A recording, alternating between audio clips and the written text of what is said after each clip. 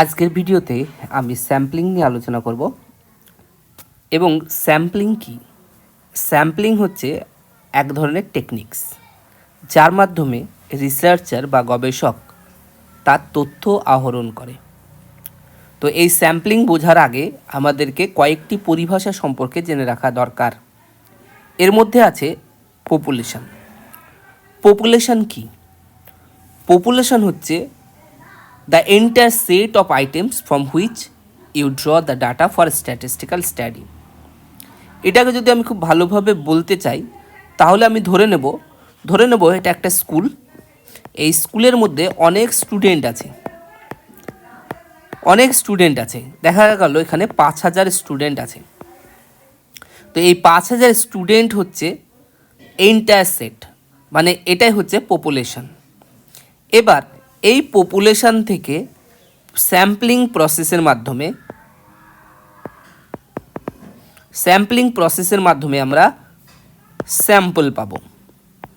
তার মানে স্যাম্পল মানে হচ্ছে দেখা যাচ্ছে 5000 থেকে আমি 100 জন নিলাম, তাহলে 100 জন হচ্ছে স্যাম্পল। তাহলে এখানে বোঝা গেল যে স্যাম্পল কি এবং পপুলেশন কি। এবার আমরা দেখব যে এই স্যাম্পল এবং স্যাম্পলিংয়ের টেকনিক্সের কী বৈশিষ্ট্য থাকবে। এটা মনে রাখতে হবে যে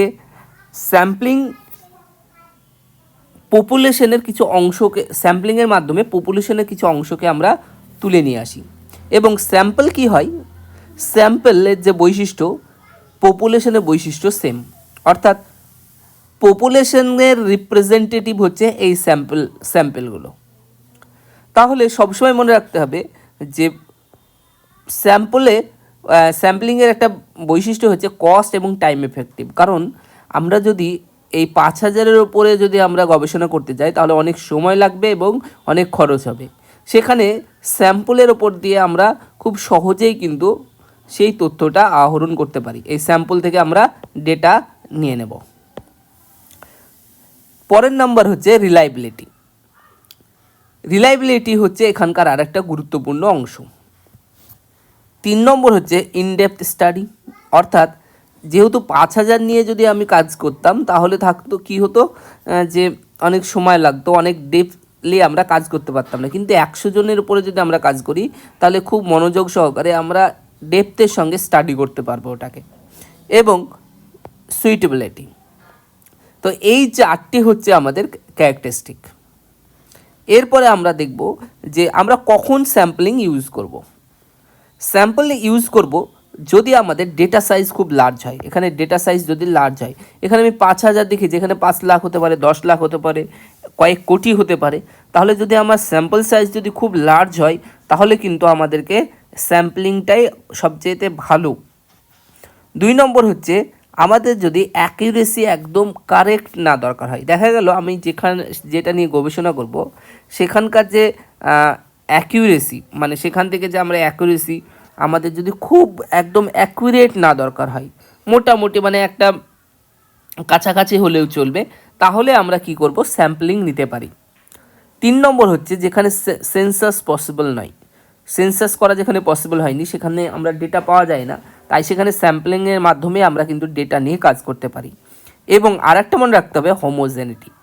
পপুলেশনের মধ্যে হোমোজেনিটি থাকতে হবে। এই যে 5000 স্টুডেন্ট আছে, ছাত্রছাত্রী, এদের মধ্যে যদি হোমোজেনিটি না থাকে তাহলে আমি যে স্যাম্পল নেব সেই স্যাম্পল কিন্তু গোটা পপুলেশনকে কিন্তু রিপ্রেজেন্ট করবে না।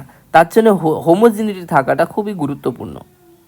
এবার আমরা দেখব যে একটা আইডিয়াল স্যাম্পল কীরকম হয়। একটা আইডিয়াল স্যাম্পল হবে রিপ্রেজেন্টেশন। আমরা যে স্যাম্পলটা নিলাম সেটা যেন পপুলেশনের রিপ্রেজেন্টেশন করে, এটাই হবে একটা আইডিয়াল স্যাম্পলের উদাহরণ। ইন্ডিপেন্ডেন্ট হতে হবে, স্বাধীন, অর্থাৎ কারো দ্বারা প্রভাবিত হওয়া চলবে না। অ্যাডুকেট হতে হবে এবং হোমোজেনাস। আগেই বলেছি হোমোজেনাস মানে একই রকম হতে হবে। তো এই গেল আমাদের কিছু বৈশিষ্ট্য। এবার আমরা স্যাম্পলিংয়ের শ্রেণীবিভাগ করব। স্যাম্পলিংকে আমরা 2 ভাগে ভাগ করি, একটা প্রবাবিলিটি স্যাম্পলিং 1 নম্বর, আর 2 নম্বর হচ্ছে নন প্রবাবিলিটি।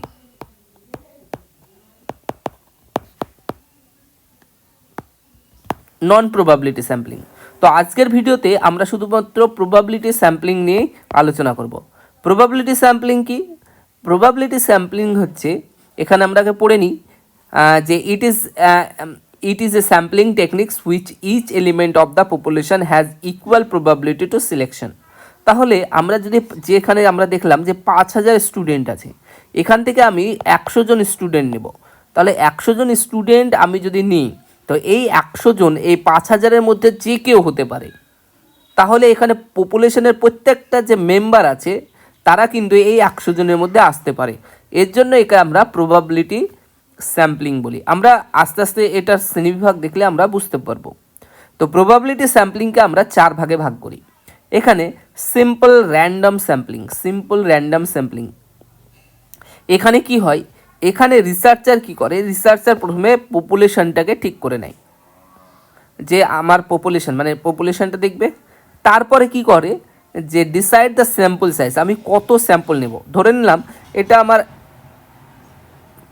আমার 5000, এখান থেকে আমি ধরে নিলাম 500 জন নেব। তাহলে আমি ঠিক করে নিলাম। তারপরে কি হবে, এদেরকে আমরা র্যান্ডামলি সিলেক্ট করব। তাহলে র্যান্ডামলি কীভাবে সিলেক্ট করা হতে পারে, আমি লটারি নিতে পারি, অথবা রোটিং ড্রাম ইউজ করে আমরা কিন্তু এই স্যাম্পলটা গ্রহণ করতে পারি, বা অন্য কোনো প্রসেসে। অর্থাৎ র্যান্ডামলি আমি এখানে 500টা মানে হচ্ছে পপুলেশনের 500 জনকে আমি এখানে নিয়ে নিলাম।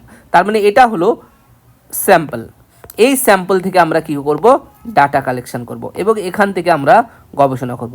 তো এটাকে বলবো আমরা সিম্পল র্যান্ডম স্যাম্পলিং। এরপরে আছে স্ট্র্যাটিফাইড স্যাম্পলিং। এখানে স্ট্র্যাটিফাইড স্যাম্পলিং হচ্ছে কীরকম দেখা যাচ্ছে, যে আমরা প্রধানত কি করি, যে গোটা যে পপুলেশন আছে এই পপুলেশনকে আমরা আলাদা আলাদা স্তরে ভাগ করেছি। এবং এখানে মনে রাখতে হবে পপুলেশনের যে স্তরগুলো আছে, এই যে এক একটা স্তর একে অপরের থেকে কিন্তু আলাদা।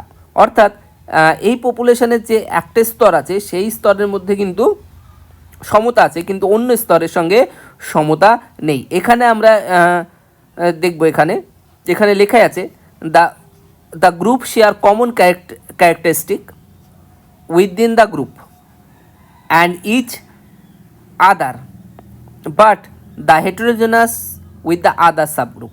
মানে অন্য গ্রুপের সাথে বিষমতা আছে, কিন্তু উইদিন গ্রুপের সঙ্গে কিন্তু সেম বৈশিষ্ট্য আছে। তো ফলে কি হয়, আলাদা আলাদা গ্রুপ আমরা এখানে যেমন ধরে নিতে পারি, যে যেমন একটা সোসাইটিতে আমার ইনকাম গ্রুপ থাকে, যে 1 লাখের কম, 1 লাখ থেকে 2 লাখ, 2 লাখ থেকে হয়তো 5 লাখ, 5 লাখ থেকে 10 লাখ। এরা কিন্তু আলাদা আলাদা ইনকাম গ্রুপ। এদের কিন্তু চালচলন বা এদের লাইফস্টাইল কিন্তু আলাদা। মানে একই ইনকাম গ্রুপের মধ্যে লাইফস্টাইল একই রকম হওয়া স্বাভাবিক। তাহলে এইভাবে আমাদেরকে আলাদা আলাদা ইনকাম গ্রুপে ভাগ করলাম এবং প্রত্যেকটা গ্রুপ থেকে আমি র্যান্ডামলি সিলেক্ট করে নিলাম কিছু পপুলেশন। দেখা যাচ্ছে একটার পর একটা, যেমন এখানে একটার পরে একটা করে আমি সিলেকশন করে নিয়েছি, প্রথমে একটার পর, তারপরে একটার পর, বা যেখান থেকে খুশি এখান থেকে সিলেকশন সেম অ্যামাউন্ট আমি র্যান্ডামলি সিলেক্ট করতাম। এখানে আবার সিলেকশন প্রসেসটা আমার রোটিং ডাম হতে পারে, লটারি হতে পারে, যে কোনোভাবে এটা গ্রহণ করে নিলাম এবং এখান থেকে আমি ডেটা নিয়ে নিলাম। এটাকে বলবো আমরা স্ট্র্যাটিফাইড স্যাম্পলিং। এরপরে আছে স্ট্র্যাটিফাইডের পরে আমরা সিস্টেমেটিক স্যাম্পলিংয়ে যাচ্ছি। এটা বাদ দিয়ে সিস্টেমেটিক স্যাম্পলিং হচ্ছে, প্রথমে আমরা পপুলেশনকে ডিফাইন করে নিলাম, তারপরে আমি স্যাম্পল সাইজকেও ডিফাইন করব। এরপর সিস্টেমেটিক স্যাম্পলিংয়ে কি হয়, সিস্টেমেটিক স্যাম্পলিংয়ে হয় ইন্টারভাল ওয়াইজ আমার গ্রহণ করা হয়। ধরে নিলাম এখানে কটা স্যাম্পল আছে, 1 2 3 4 5 6, আমি দুটোর পর গ্রহণ করব। তার মানে দুটোর পর একটা নিলাম, এই দুটোর পর এটা, তার মানে এটা স্যাম্পলে আসবে, এটা স্যাম্পলে আসবে। ঠিক এই রকম যে প্রথমে আমরা পপুলেশন সিলেক্ট করলাম, স্যাম্পল সাইজ কত নেব আমি দেখে নিলাম, তারপরে যতটা স্যাম্পল সাইজ নেব ততটা নিতে গেলে আমার কতটুকু ইন্টারভ্যালে নিতে হবে, আমরা ইন্টারভ্যালটা ক্যালকুলেশন করব। তারপরে আমি স্যাম্পলটা নিলাম, স্যাম্পলটা থেকে আমি এখান থেকে ডেটা কালেক্ট করে নিলাম। এটাকে মনে হলো সিস্টেমেটিক স্যাম্পলিং। এখানে সিস্টেমেটিক স্যাম্পলিংটাও আমরা প্রবাবিলিটি স্যাম্পলিং বলি, কারণ এদেরকে আমি যখন সাজাবো তখন সাজানোর ক্ষেত্রে কিন্তু আমি র্যান্ডামলি সাজাবো। র্যান্ডামলি সাজালে কিন্তু কে আসতে পারে সেটা কিন্তু আগে থেকে জানা নেই। তাহলে এটাও হচ্ছে কিন্তু আমাদের একটা র্যান্ডাম স্যাম্পলিং, এবং এটাকে বলবো আমরা সিস্টেমেটিক, সিস্টেম অনুসারে। ক্লাস্টার বা মাল্টিস্টেজ স্যাম্পলিং কেমন হয়, যে এখানে পপুলেশনকে ডিফাইন করা হয় এবং তাদেরকে কয়েকটি ক্লাস্টার বা গ্রুপে ভাগ করা হয়, এবং সেই গ্রুপ থেকে আমি র্যান্ডামলি, ধরুন এটা নিলাম, এটা নিলাম, এটা নিলাম, বা এটা নিলাম, বা এটা নিলাম, এইভাবে আমার র্যান্ডামলি হচ্ছে কি হয়, ক্লাস্টারগুলোকে সিলেক্ট করব এবং সেখান থেকে আমি ডেটা সংগ্রহ করব। এটাকে আমরা ক্লাস্টার স্যাম্পলিং বলি, আবার মাল্টি স্টেজ স্যাম্পলিংও বলা হয়। যেমন আমরা কোনো স্টেটের ক্ষেত্রে যদি আমি স্যাম্পলিং করি, তাহলে প্রথমে আমি স্টেট নিলাম, স্টেটের পরে আমরা ডিস্ট্রিক্ট নিলাম। এবার স্টেটে অনেকগুলো ডিস্ট্রিক্ট থাকে, তাহলে সব ডিস্ট্রিক্ট, তাহলে এক একটা ডিস্ট্রিক্ট হচ্ছে এক একটা ক্লাস্টার। তাহলে একটা ডিস্ট্রিক্ট আমি ধরে নিলাম 5টা ডিস্ট্রিক্ট আছে বা 10টা ডিস্ট্রিক্ট আছে, আমি ধরে নিলাম 10টা ডিস্ট্রিক্ট আছে। এখান থেকে 50 দেখা যাচ্ছে দুটো আমি ক্লাস্টার আমি র্যান্ডামলি তুলে নিলাম। এবার এই ডিস্ট্রিক্টের মধ্যে কিন্তু অনেক ব্লক আছে, এই ব্লকগুলোকে আমি আবার সবগুলো না নিয়ে দুটো বা একটা নিয়ে নিলাম। তো এইভাবে আমরা মাল্টি স্টেজেও কিন্তু এই ধরনের স্যাম্পলিং করতে পারি। তাহলে এই গেল আমাদের মানে স্যাম্পলিংয়ের প্রসেস। তো আশা করছি যদি ভালো লাগে তাহলে লাইক, শেয়ার এবং সাবস্ক্রাইব করুন।